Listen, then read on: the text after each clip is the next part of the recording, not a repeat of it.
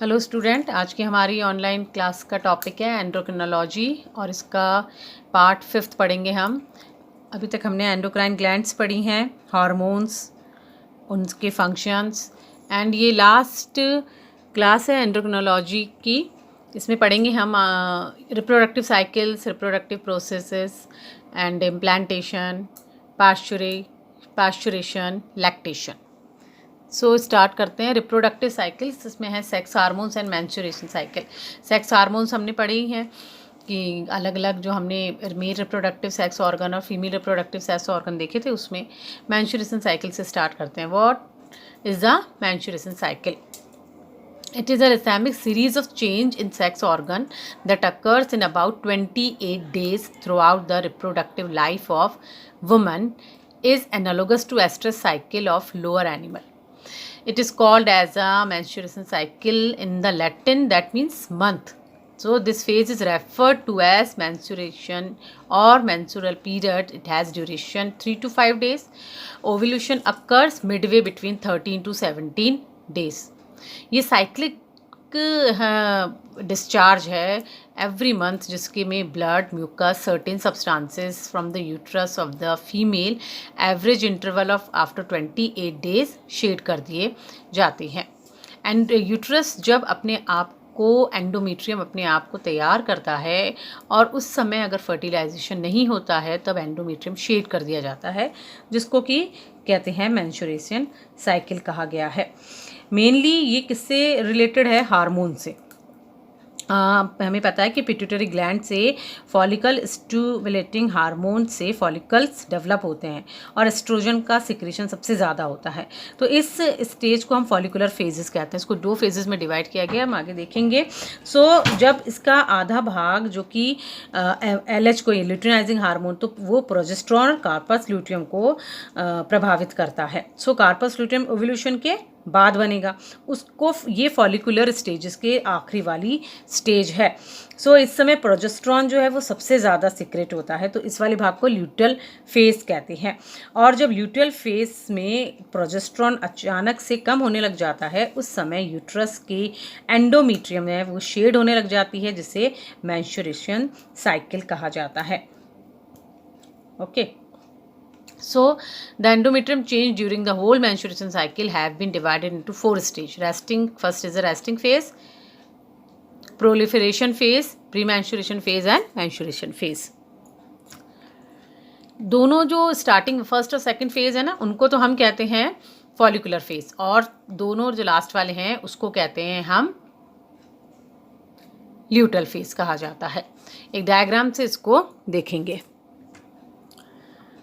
Okay. Ovarian cycle या puberty के समय जो हाइपोथैलेमस है, ये गोनोडोट्रोपिक रिलीजिंग हार्मोन्स के द्वारा कंट्रोल किया जाता है। तो गोनोडोट्रोपिक रिलीजिंग हार्मोन्स एंटीरियर पिट्यूटरी से क्या सिक्रेट कर रही है? फॉलिकल स्टिमुलेटिंग और ल्यूटिनाइजिंग हार्मोन का सिक्रीशन के लिए स्टिमुलेट करता है। गोनोडोट्रोपिक इनको रिलीजिंग के लिए, सिक्रेट के लिए स्टिमुलेट करेगा। FSH follicle stimulating hormone ovarian follicle के स्टार्टिंग के डेवलपमेंट के लिए, एस्ट्रोजन हार्मोन को इससे सिक्रीट करने के लिए इसको स्टिमुलेट करता है। इसी तरह से ल्यूटिनाइजिंग हार्मोन इवोल्यूशन के समय यानी कार्पस ल्यूटियम बनाने के लिए ओवेरियन सेल को, और oestrogen, progesterone hormone, inhibin, relaxin hormone बनाने के लिए, आगे इवोल्यूशन के लिए इनको ये स्टिमुलेट करता है। और एंडोमेट्रियम को तैयार करता है फर्टिलाइज्ड ओवम के लिए, ताकि इम्प्लांटेशन हो सके। लेकिन कार्पस ल्यूटियम सेकेंडरी oocyte जब बन रही फर्टिलाइजेशन के लिए, उस समय प्रोजेस्टेरॉन, प्लेजेंटा, ये जो है वो प्लेजेंटा जब बन जाएगा, प्लेजेंटा से निकलने वाले हार्मोन्स एंडोमेट्रियम को तैयार कर रहे हैं, और प्रोजेस्टेरॉन इस समय सबसे ज़्यादा हाईएस्ट रहता है। लेकिन अगर आफ्टर इवोल्यूशन फर्टिलाइजेशन नहीं होता है, तो इसी एंडोमेट्रियम को शेड कर दिया जाता है। एक डायग्राम से और देखेंगे इसको। ये देखो, हमने स्टार्टिंग वाले जो दोनों फेजेस थे, इसको फॉलिकुलर फेज कहा है और उसको ल्यूटल फेज, लास्ट वाले 3rd और 4th है, इसको ल्यूटल फेज कहा गया है। जब ये हार्मोन्स स्टार्टिंग में ये जब हार्मोन रिलीज़ हो रहे हैं, यानी एस्ट्रोजन और प्रोजेस्टेरॉन का अगर एस्ट्रोजन और प्रोजेस्टेरॉन दोनों कम है ना, अगर सीक्रेट नहीं है और इनकी कमी है तब तो मेंस्ट्रुएशन साइकिल होता है, पहला दिन होता है मेंस्ट्रुएशन साइकिल का और मेंस्ट्रुएशन साइकिल होता है। लेकिन मेंस्ट्रुएशन साइकिल के बाद जब ओवेरियन साइकिल आ रहा है और इस समय ओवेरियन फॉलिकल, जिसे प्राइमरी फॉलिकल्स कहते हैं, इसका डेवलपमेंट स्टार्ट हो जाता है। हमने लास्ट क्लास में देखा था कि ओवरीज के अंदर 2 लाख से भी ज़्यादा जो है फॉलिकल्स पाए जाते हैं, उसमें से प्राइमरी ओसाइट्स और फिर सेकेंडरी ओसाइट्स बनती है। सो उस समय क्या होगा कि यानी मेंस्ट्रुएशन साइकिल के स्टार्टिंग में 20 से 25 जो फॉलिकल्स के जो है वो बहुत कम मात्रा में एस्ट्रोजन का प्रोडक्शन शुरू करते हैं, यानी बाद में 20 प्राइमरी फॉलिकल्स बनाएंगे, फिर कुछ सेकेंडरी फॉलिकल्स बनाएंगी और सेकेंडरी फॉलिकल्स एक सेकेंडरी ओसाइट को बना देती है, ये इसमें पाया जाता है। तो और इस समय इस समय इवोल्यूशन होता है, उस समय इवोल्यूशन से ही पूर्व एस्ट्रोजन का ल्यूटिनाइजिंग हार्मोन व गोनोडोट्रोपिन रिलीजिंग हार्मोन पर पॉजिटिव फीडबैक देखा गया है।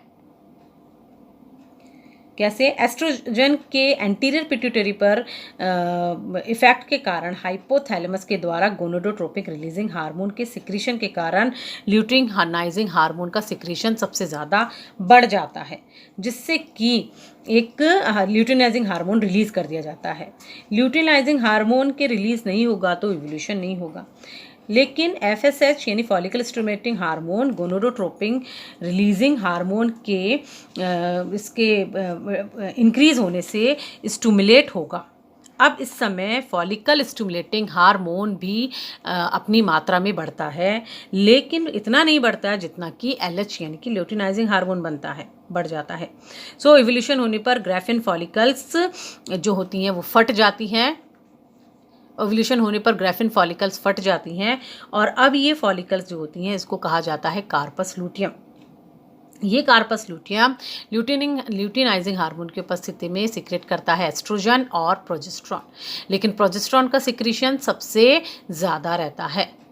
अगर इस समय प्रोजेस्टेरॉन का सिक्रीशन सबसे ज़्यादा रहता है, ये प्रोजेस्टेरॉन जो है वो यूट्रस की एंडोमेट्रियम को, लाइनिंग को, फर्टिलाइज ओवम को ओवम के लिए तैयार करता है, यानी कि एंडोमेट्रियम ग्लैंड जो है वो क्या हो गई है इस समय, इसकी जो एंडोमेट्रियल है वो वेस्कुलराइजेशन हो गया है, थिकनिंग हो गई है, उसमें ग्लाइकोजन स्टोरेज हो गया है, फ्लूइड सीक्रेट का बढ़ गया है इस समय, यहाँ पे इसने तैयार कर लिया है।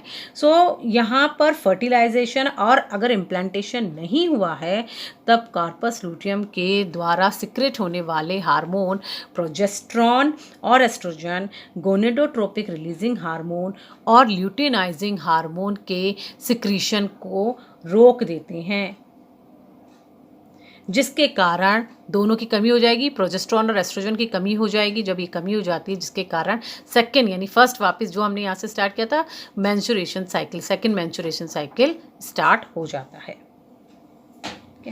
और अगर इम्प्लांटेशन हो गया है, फर्टिलाइजेशन हो गया है, तो फिर प्लेजेंटा का निर्माण हो जाता है, प्लेजेंटा हो जाती है, प्लेजेंटा से हार्मोन्स, प्लेजेंटा से निकलने वाले बहुत सारे हार्मोन्स जो हैं उनका प्रोडक्शन होना शुरू हो जाता है। गोनोडोट्रोपिक रिलीजिंग हार्मोन्स जो हैं प्लेजेंटा द्वारा सिक्रेट होते हैं और वो कार्पस लूटियम को बनाए रखते हैं और एस्ट्रोजन का सिक्रेशन करते हैं और प्रेगनेंसी को बनाए रखते हैं।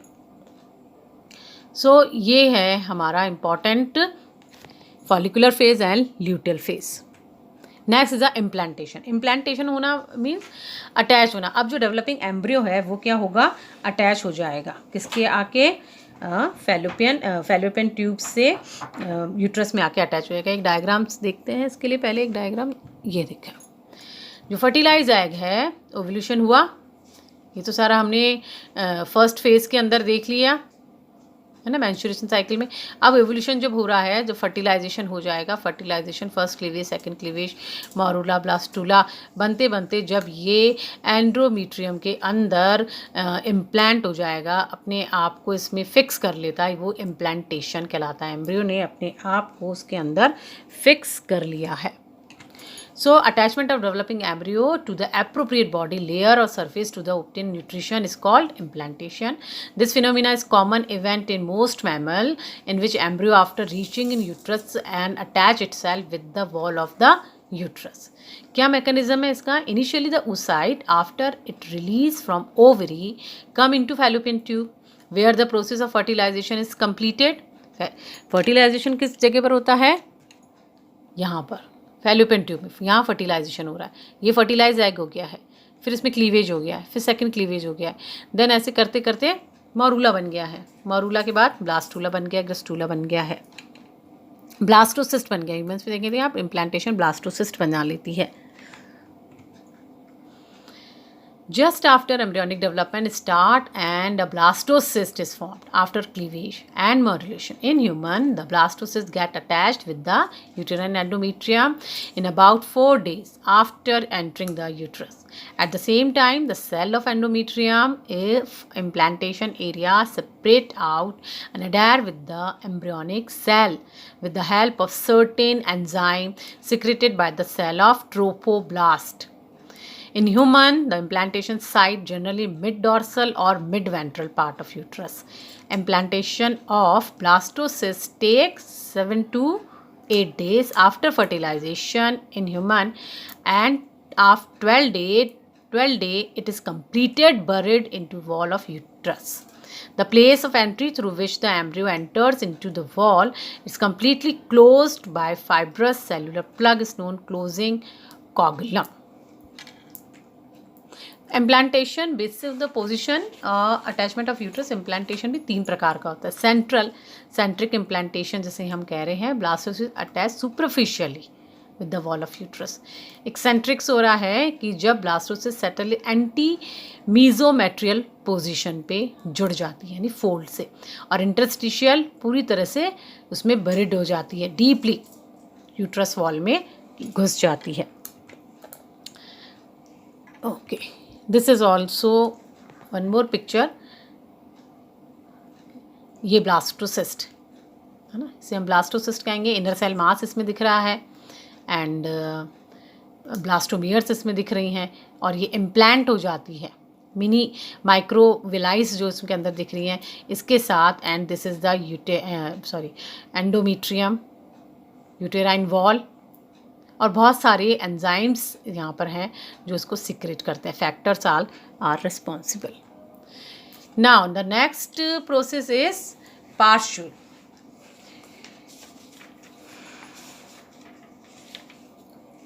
पार्श्व जो हो रहा है ये इम्प्लांटेशन के बाद होने वाली अवस्था है। इस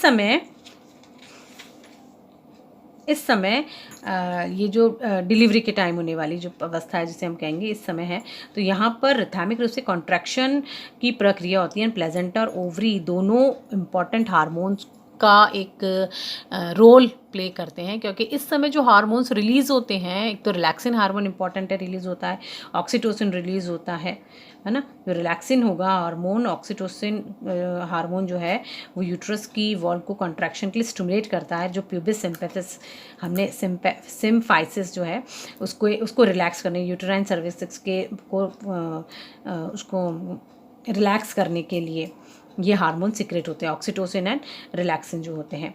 अब इस समय प्रोजेस्टेरोन हार्मोन और एस्ट्रोजन हार्मोन जो है इसके प्रभाव थोड़े कम हो जाते हैं, पर प्रभाव कम रहते हैं, इसमें पाए जाते हैं।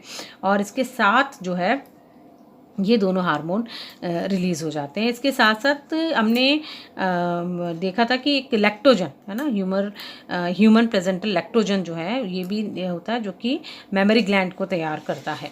तो ये हार्मोन जो इम्प्लांटेशन होता है ना, इम्प्लांटेशन के जस्ट बाद ही ये सब हार्मोन तभी से स्टार्ट हो जाते हैं। जब इम्प्लांटेशन हो गया है उसी समय ये हार्मोन से स्टार्ट हो जाते हैं। प्लेजेंटा जब हमने पढ़ा था लास्ट क्लास में, उसमें हमने ये देख लिया था।